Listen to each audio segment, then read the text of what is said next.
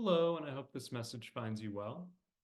So, I've been wanting to make a video on anxiety for some time now because really, as I think about it, anxiety is sort of what I've been studying at the meta level for the last several years of my life. Often I didn't realize this was the case. I mean, clearly I've had a multitude of experiences during this time. I've been working, I've had relationships, I've moved, et cetera, et cetera. But as an undercurrent, I have become increasingly aware of my anxiety and what feeds it and where it stems from and how it feels in my body and ultimately how to work with it. And really, I would say this awareness has flourished over the last several months as I've been doing some intensive therapy, mostly around my anxiety. But of course, in order to treat the anxiety, we have to explore a host of other, um, not ancillary, but preceding issues. So, yeah, through this, I've started to develop some techniques, some lenses of awareness that I can share for anxiety that have been helpful to me. A couple things before getting into these lenses or techniques. One, as I was sitting down to make this video, I was thinking like, well, what is anxiety? Should I describe it? Should I define it? Should I look up a definition online, which generally I'm not too into. I want to let my truth kind of emanate from my body. And I think if you are watching this video, you already know what anxiety is, though listening to my explanations may provide greater parameters or clarity. Um, but I guess I will just say that primarily for me, it is a feeling of some kind of edge or worry to experience that makes one very uncomfortable. Um, it can show up in all different ways in the body, in the mind, in compulsive behaviors that kind of flow from anxiety, and we may not realize that at the time. Um, but when I really try to boil down the essence, yeah, it is this quality of a sense of something wrong that feels kind of like this like abrasive edge or rubbing to experience. And at the peak, when we're close to like a panic attack, it can feel inescapable and like it's all around us. Like we are kind of the focal point of this wrongness and this sense of doom. So again, I'll describe it in more detail as I go through the video, some ways it has shown up for me at different times. But I wanted to get that out of the way first. The second kind of prefatory thing is, in my younger years, I very much like to distill things to like a singular point and kind of provide a solution. I was always looking to, solve a problem and then move on. And I think a sign of growth for me is that now I view things with more nuance and spaciousness, and I'm not really after those kind of um, instantaneous or easy solutions. And so in this video, I'm going to offer five different lenses on anxiety, five different ways to think about it. And each of them may be applicable to you in different moments, or none of them may, or you may find that they overlap at different times, and converge. So the video is intended more as a seed of awareness and as a host of techniques you might apply in your life, and not as this way that you're going to boil down anxiety to some equation and then never feel it again. I came into my current course of therapy with that delusion, and one of the first things the therapist said is, anxiety is normal, and I'm not going to like cut it out of you like a surgeon. So this video is not offering that false remedy either. So, um, Yeah, let's get into these five lenses I have.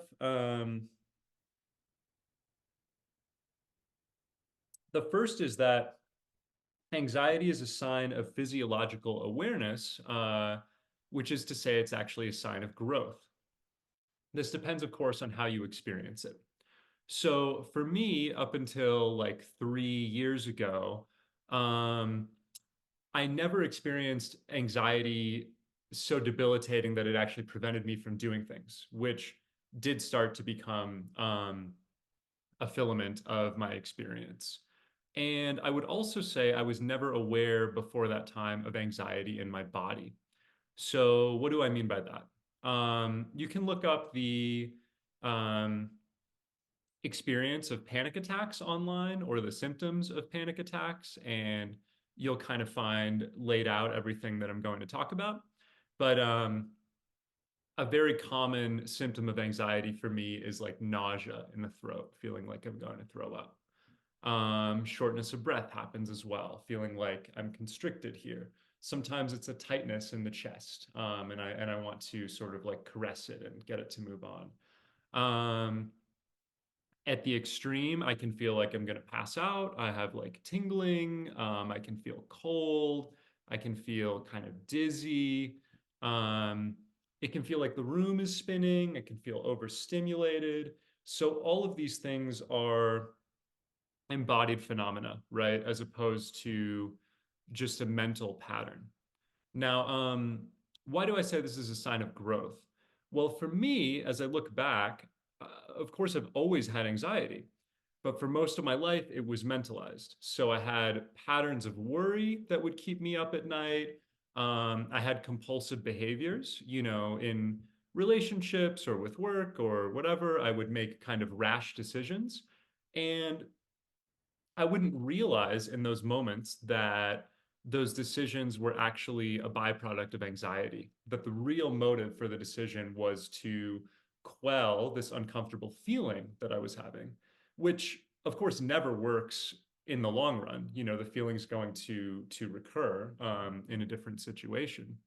Um, but yeah, that I wasn't actually acting with freedom or in integrity in those moments, but rather to get rid of my anxiety.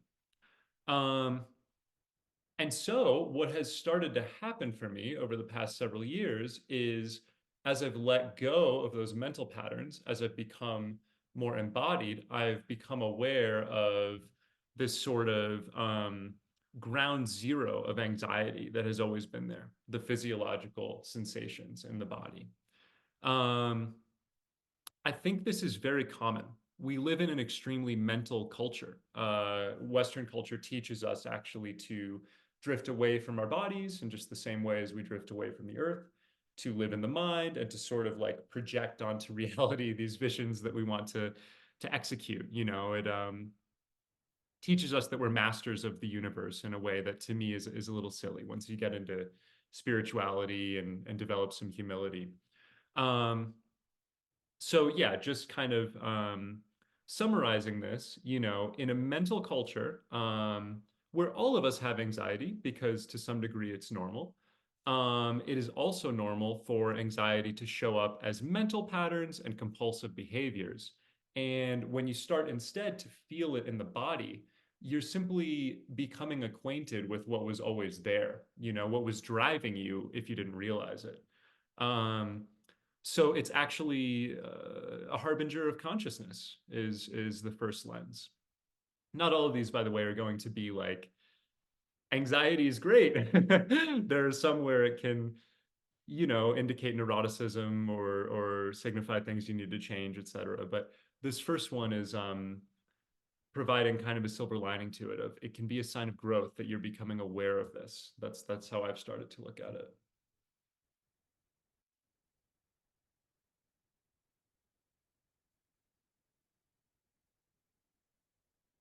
Um, The second piece of awareness here is that anxiety is actually indistinguishable from excitement, or it can be, and this is my phrase, it came to me when I was journaling once, anxiety can be energy that we don't know what to do with. Um, there are all sorts of reasons in life we can be shut down or afraid around our own physiological sensations, our own emotions, our own energy, you know. Childhood trauma is like the cliche one because all of us have it to some degree. There are ways as children we were told you mustn't feel that, you mustn't be your full self, etc. And so in times when we're actually very excited, some of which can be really mundane, and we have a lot of energy surging in the body, we can experience that as a problem and label it anxiety. If you really think about anxiety, even at a deeper level than the one I presented at the very beginning, it's just energy moving through the body. And sometimes we don't know what to do with it. Sometimes we become afraid of it and we label it and we pathologize it. Um, so, you know, like maybe I have a sensation or an impulse where I want to go to the bathroom right now, you know, but I feel like I need to do this video in one take because that's the style of my videos. So I got to stay here. That's going to produce anxiety because I have energy that wants to move and I'm not letting it move. Um, and if you extrapolate this and you think about all the scenarios in our society where we are literally confined, as a teacher, I go naturally to schooling. You know, students need to sit in the desk, they need a bathroom pass to go to the bathroom. That situation is going to produce a lot of anxiety because there's a lot of energy that wants to move and is not being allowed to move. So you can also use this lens to think about anxiety from a systemic perspective and actually to induce reforms. You know, okay, what are the constructs in our society that produce anxiety because they are um, trapping the human spirit, which wants to be liberated, and how can we liberate that spirit? Um, the other thing that feels important to say here is that so I'm going to repeat this lens before I get into this. Anxiety is indistinguishable from excitement, or it is energy we don't know what to do with. This is where our mental stories have a massive effect. So, something I've been exploring in therapy is I have OCD type patterns of thought. That is to say, I have a very active mind that is scanning my body. Formerly, when I was more mental, it was scanning my life, you know, scanning my relationships, my performance at work, things like that, in search of something wrong. So it's seeking to problematize my life or life in some way. I have this like constant investigator that wants to, you know, pick out what is the error that is going to bear some extremely deleterious consequence, you know. And with anxiety, panic attacks, things like that, the way it shows up for me is, let's say I have this sensation of nausea or constriction of the breath when I'm feeling anxious. My mind will tell me I'm sick, I have some, you know, undiagnosable medical problem, all the doctors have missed it, and I'm going to die. Um, or in a social setting, because I have a lot of social anxiety as well, it's usually I'm going to throw up. I'm going to throw up. I'm going to be really embarrassed. Um, Something's wrong with me, you know, kind of at a more of a personality level, those kinds of things. Now, all of this mental chatter is extremely important because, again, if you think of anxiety just as energy surging through us, inherently there's no problem. I mean, it's great. Being alive in an energetic universe is like this wonderful opportunity where we can like drink up this substance all the time, you know, and kind of like spray it, and I don't know, it's cool.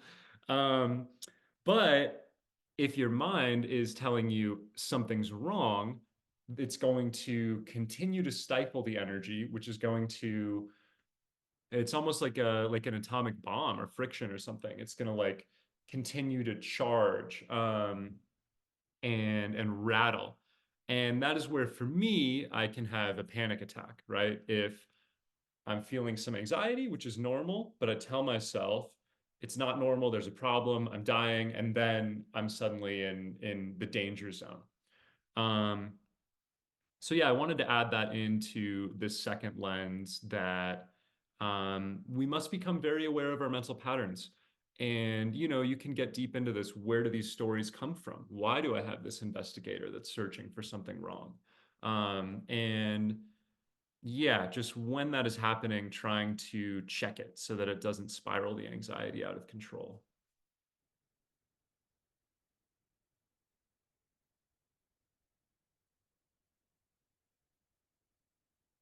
A third lens here. One of the first things my therapist said to me when I met him um, is that anxiety can be a protector for us. It's a normal human function that is there to prevent us from harm. And so my phrasing here is anxiety is a sign we are in the wrong place or with the wrong crowd or out of integrity in some way. This can connect to something like schooling I mentioned earlier, right? Think of all the places in our lives where we are forced to be with people we don't like or don't trust. Work is another very, very common one.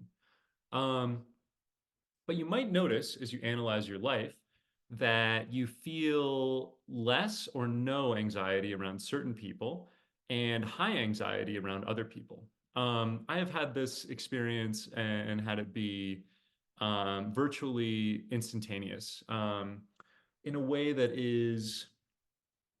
feels almost miraculous or mysterious.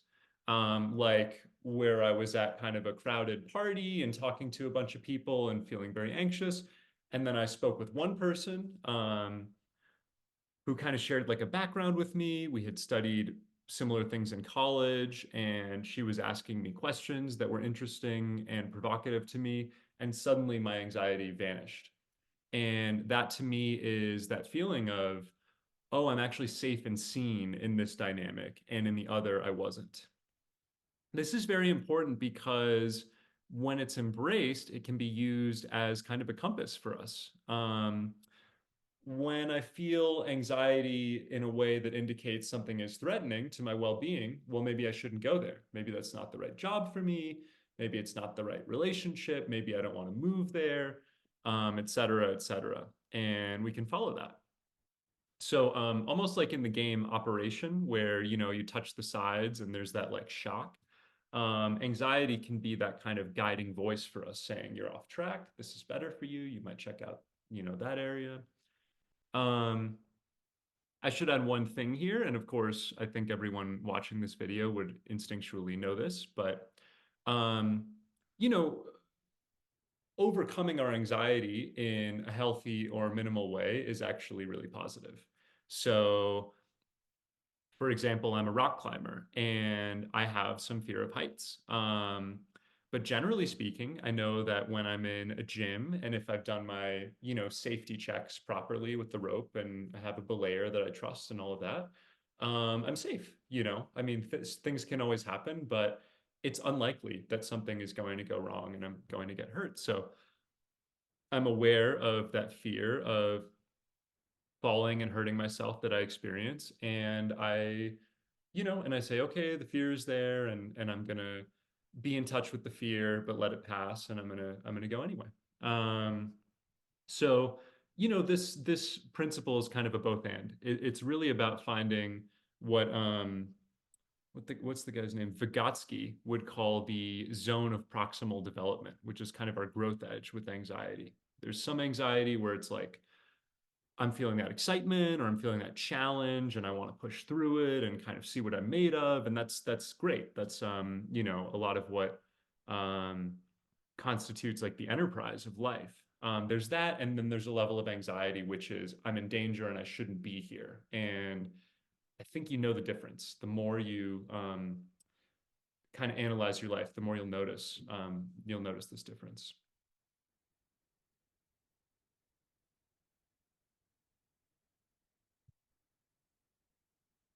So this next one's interesting because it provides a little more something we can do. Um, I wrote in like fashion, meaning related to lens number three, anxiety is a diffraction of some other more primal emotion, like anger, sadness, etc. So I've really begun to notice this through the therapy I've been doing, and I've made a ton of gains in this respect. So sometimes anxiety is a secondary phenomenon telling us that there is something more primary that we need to face and that we've been avoiding. So, in times when you say have a confrontation with someone or someone has breached one of your values, you may feel a lot of anger. And the anger is there to protect you and to make you stand up for yourself. And if you don't do that, you may feel a lot of anxiety because you are persisting in this scenario, which is unsafe or unhealthy for you. And you also are letting stagnate this primal energy of the anger, which needs to move, right? Back to this idea that anxiety is energy that we don't know what to do with or mislabel. So there's this process of being in touch with what is true for us at the core level. And I've had immaculate experiences in this regard where I'm feeling a lot of anxiety, then I have a conversation with someone or make some action that I've been kind of like piddling around on, and the anxiety is just gone. So it's not always so seamless, so dreamy as this, but anxiety can be that way too. It can be an indicator that there's something simple we need to do or say. Um, on this note, I've also been exploring inner child work, and anxiety can be almost the protestation of our forgotten inner child. So, as a child, we may have had lots of emotions like anger, sadness, worry, etc., that were stifled. We didn't feel we had people who were attuned to us in that way or could care for us in those moments when we were overwhelmed by those big, scary feelings. And as an adult, because we're very distant from um, that small, vulnerable part of us, we may simply experience the anxiety, which is sort of like the reverberation or the echo of these primary things. Um, so just the process of listening to ourselves on a very deep level, being very tender with ourselves as we would another small child, but often not to ourselves. That process is liberating and illuminating and helps the foundational energy of the anxiety to move. Okay, one more. I got to take another sip of water though. Have to do it every time for some reason.